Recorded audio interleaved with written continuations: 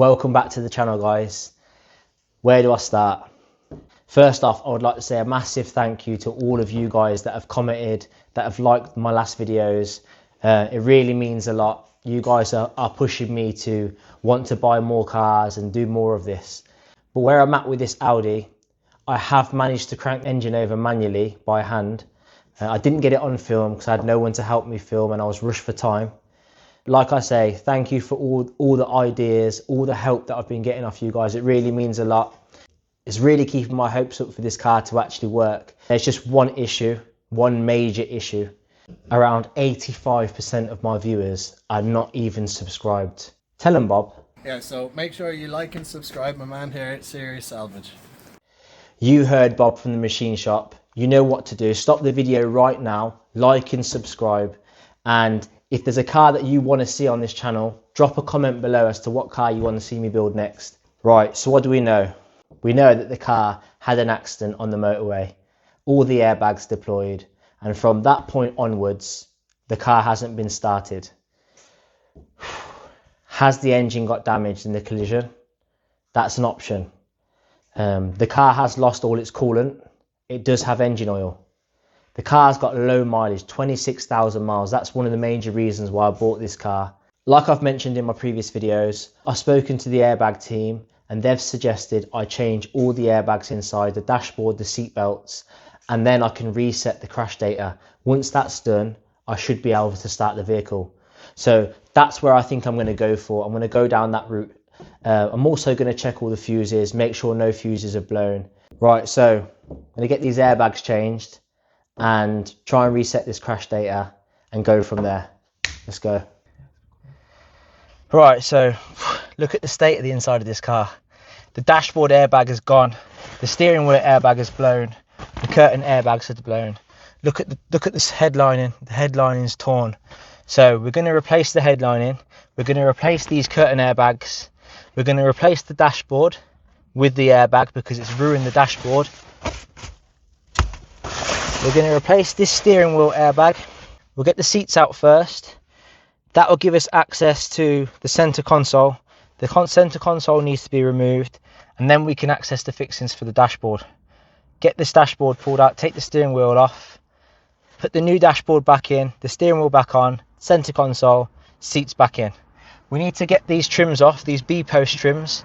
We need to access the seat belts because these seat belts they're locked out, they're finished. They're no good. There are companies that can repair these, but for me, I weighed up the cost on these vehicles for everything because I have to be as lean as possible. With the amount of money that I've spent on this car, after I've finished, I probably could have bought a straight one. But hey ho, I got carried away with bidding. Let's just get this car fixed. It's a lovely car, low mileage, nice spec, nice colour. So yeah, B-post off, we've got to change the seat belts, and the rear seat belts are also locked out. But unlike the Golfs were fine on the back, but for some reason all the seat belts are locked out. It's just extra cost. So I've got the rear seat belts to change, the front seat belts to change, the seats we'll take out, center console out, dashboard, and we'll get all this tidied up, get these curtain airbags replaced and the new headlining put in, and we'll go from there. Right, to remove these seats, it's an M10 multi-spline tool, and the seats, each seat, the front and passenger seat, is held in by 4 fixings each. It helps to move the seat back when you're doing the front fixings and then forward when doing the back. Access is tight on this one, so I have to use a 10mm spanner. Lovely seats. Electrical connections, and this seat's ready to come out.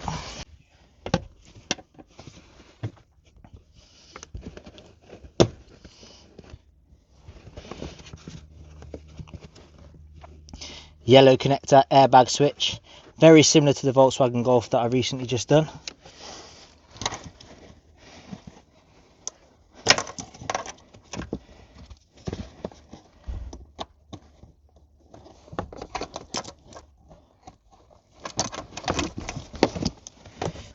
There you go, seat's ready to come out. Just watch these metal runners on the steering wheel because we don't want to cause any more damage. Oh, look at this. Buzzing. Got a pound back. You need to give that back to the owner, really. Yeah, I will send it her. First seat out. You're gonna have to get out of that seat, mate. What am I going to say? On the floor.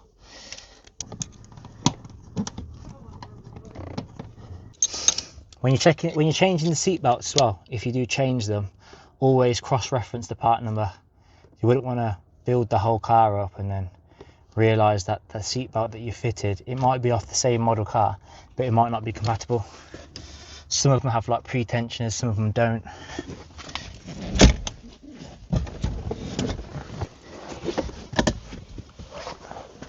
So we'll put all the fixings nicely in a bag. We'll know exactly what they're for and where they are.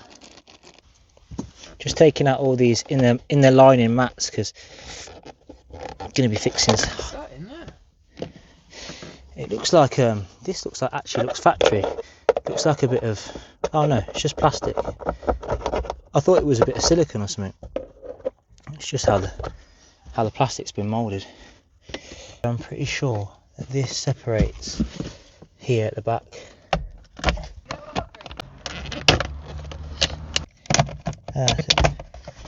You can see the screw holes there, look. So we have to access, this has got to come off. That should pop back. It's hooked over there. Lovely. So now you can see these 8mm fixings here, the side, and maybe this trim does then come off after. No. I just want to be sure that I'm not causing myself loads of work. Normally the centre console does have to come out, but have a little look. So far it's looking like a load of 8mm, black 8mm. There's another 8mm behind. There's going to be fixings hidden absolutely everywhere. Let's drop this down.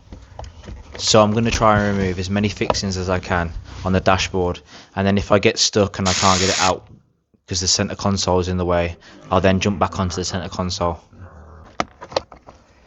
That's the OBD port.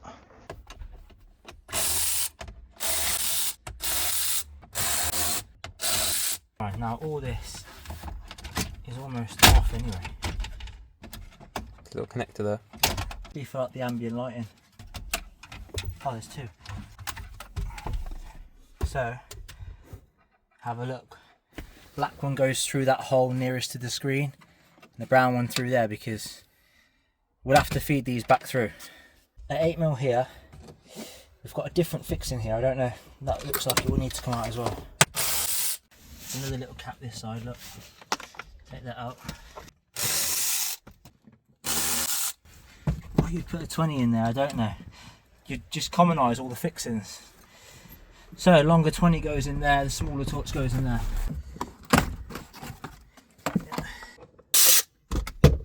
Strange.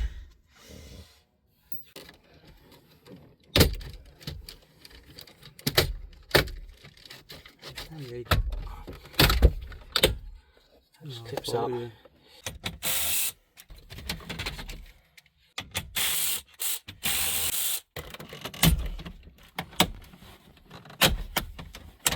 More room to get this trim out.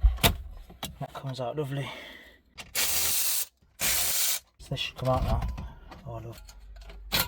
Keep this somewhere safe.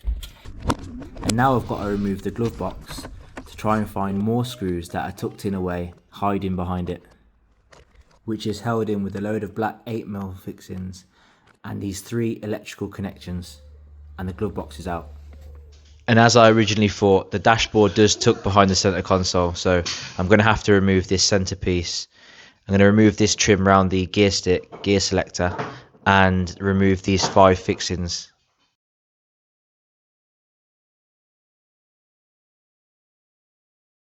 See, there's 4 tons there, look.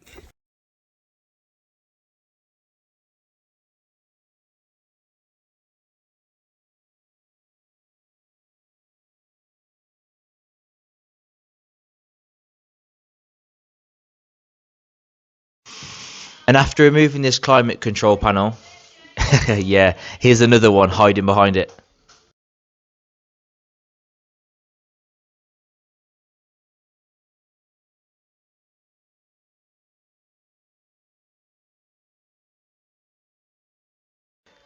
Such a long process this, removing all these screws.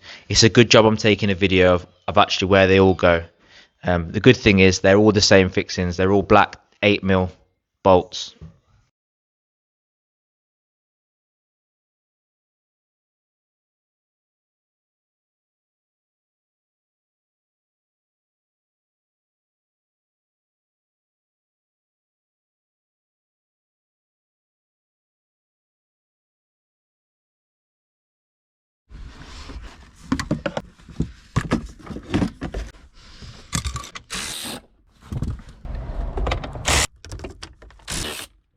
I think I've got all the screws out now, but I think something's holding it on beneath here. So I'm gonna have to try and get this up. It's quite strong. Yeah. Strong clips out.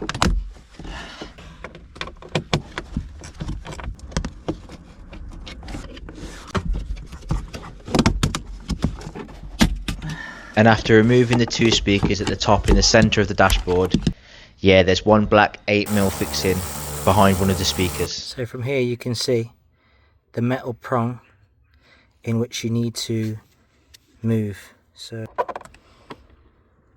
if I spin the steering wheel around 180 degrees and do the same on the other side, just like that, the airbag comes out.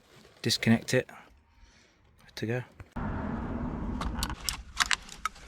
This is a M12 multi-spline fixing for the steering wheel. You've got electrical connection here, and you have a T10 torque screw. Once that screw is removed, this stalk can come out. Can you see that?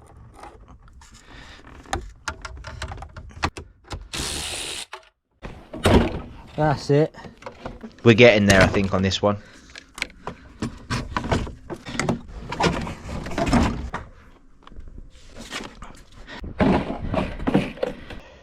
The dashboard's out, steering wheel's off.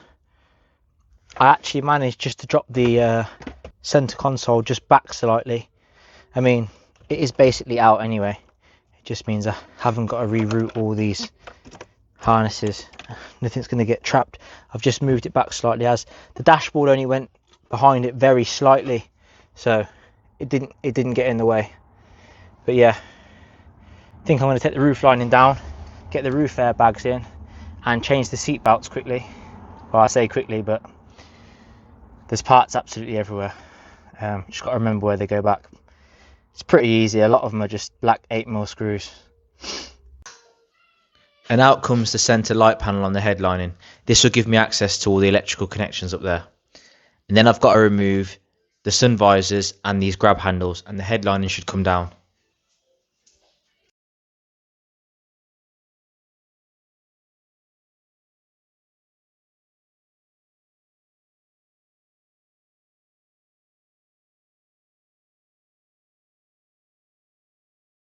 Now I have to remove these rear quarter C-post trims to access the rear seat belts, as these are also locked out and need changing.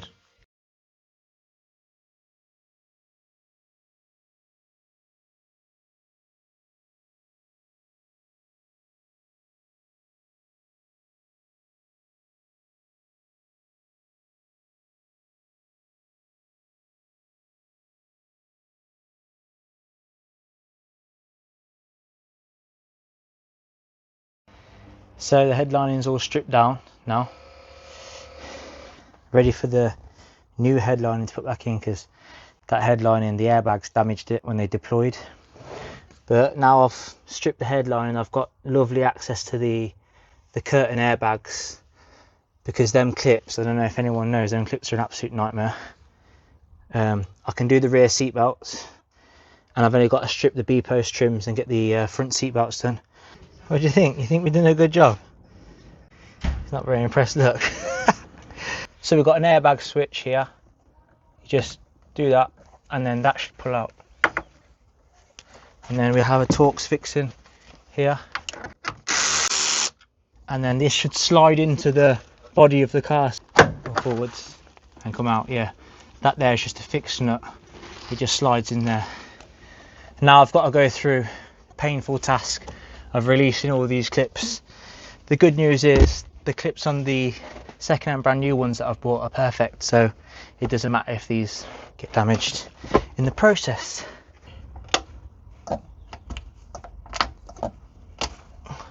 Don't know if you can see these two little tabs. So we have to pull these two tabs inwards and then the clip should release. But you need like 3 hands to do it. Hey, look, just like that.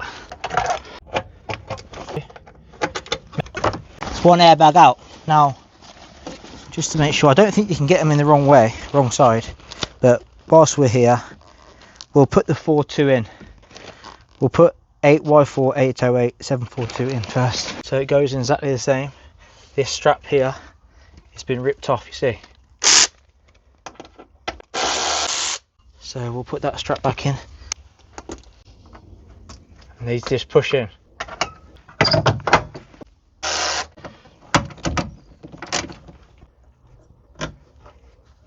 What's here? That's all in, connected, ready to go. The other side. Slides forward. Place you're supposed. There we have it. 2 curtain airbags. Just need to do the seat belts now and get this trimmed up, get the headliner back in and have a roast dinner. These B-post pillar trims are quite easy to get off. Just get your fingers behind the rubbers and that's it, boom. Slot in. We want to access the seat belt down here. These are also just clips in. That's what we want to see. This actually has 2 airbag switches, look. M12 multi-spline tool, same as the steering wheel. Squeeze this together, just prise it up. So the seat belt's correct. This little tab here drops in there, like that. And then we're putting the same fixing back in that we took out. It's going to go through this.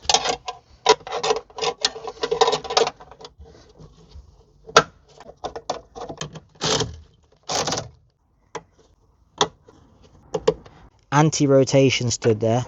That's to stop that spinning when you tighten it up. So this trim is ready to go back on now.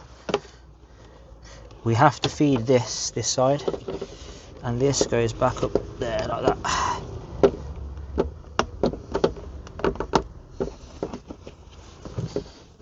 Absolutely lovely, just like a Golf. It's a good sound. We'll do the back seat belt whilst we're here. It's got a lovely little jacket down here, look. Fiddly. Now I can't access the seat belts with just that top trim out. I've got to remove all these rear trims to get to the seat belts at the back. Great. How to get it off.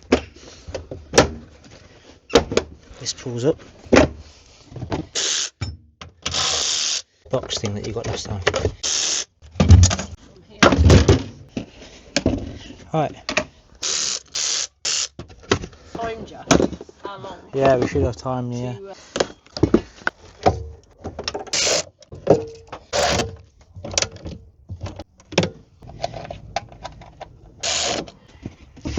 And there we have it. Old seat belts out, new seat belts in.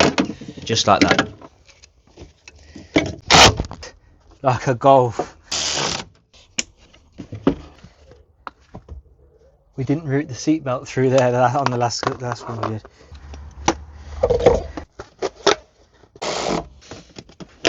The last of the seatbelts. Looking lovely. Time for the headlining. When the curtain airbags deployed on this car, they absolutely wrecked the headlining. Have a look at this hole. You've got to be extremely careful with headlinings when removing or refitting to a car, especially if you want to keep them. They crease very easily, so I'm just angling it in the tailgate aperture as best as I can to try and save damage. Right, now it's time for the new headlining to go back in. Little hooks for your shirt. Just goes up like I managed to get from the guy I got the airbag kit off the headlining. Lovely.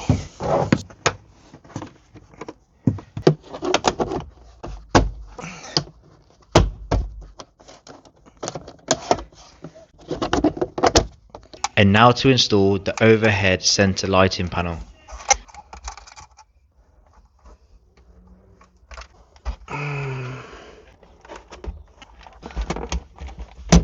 And the trim around the rear view mirror. And it's time for the dashboard to go in, along with all the electrical connections and the mammoth task of the million screws that have got to go in here. And in goes the instrument cluster. This car's really coming on now.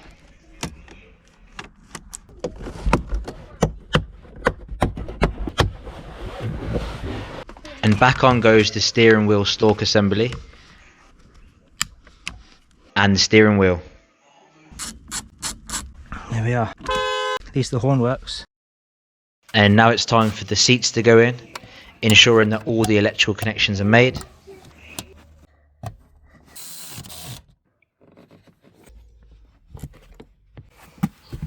You okay? Boom. Boom.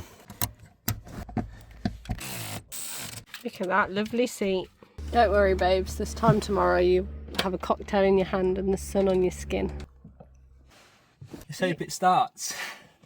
Right, so I've spent all day and yesterday evening fitting the dashboard. The dashboard's fitted. The roof lining and the curtain airbags are fitted. The steering wheel airbags fitted. All the seat belts are changed. All the inside is completely trimmed up, ready to go. Right, I haven't tried to start the car. The airbag team told me that fitting all the airbags and the car would start. So I'm gonna run the snap-on diagnostic test on it, clear codes. Actually, do you know what? I'm just gonna go for it. Let me try and start it first, see what happens.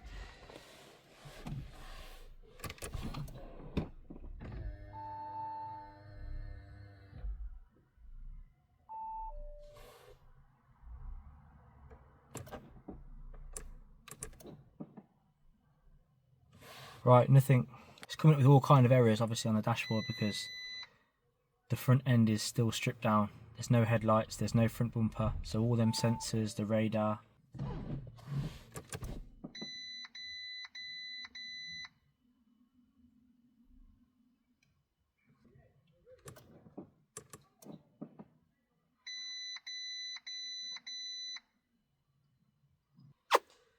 Doesn't work.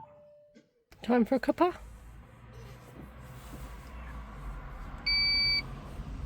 That's me done for this today. Don't be disheartened. You got this.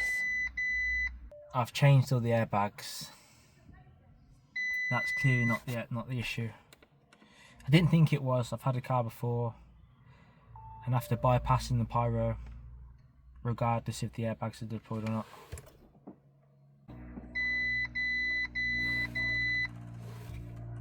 I just don't know what's going on. Don't know what to do now. I think the next step is probably get a better machine. But I'm going to continue repairing the car. Build at the front end. Get the plugs repaired that are damaged on the front properly, and yeah, get the red pack all in. Get the front end fitted up and finished, and then go from there. I think this is just like data. Crash data that needs to be erased. Other than that, if anybody knows or thinks they know, bash me in the comments below. On the bright side, I'm really happy with how this interior's turned out. It looks really nice. It's such a shame it doesn't start. So I'm going to carry on repairing the car. The front end's going to need repairing regardless if it needs an engine or not.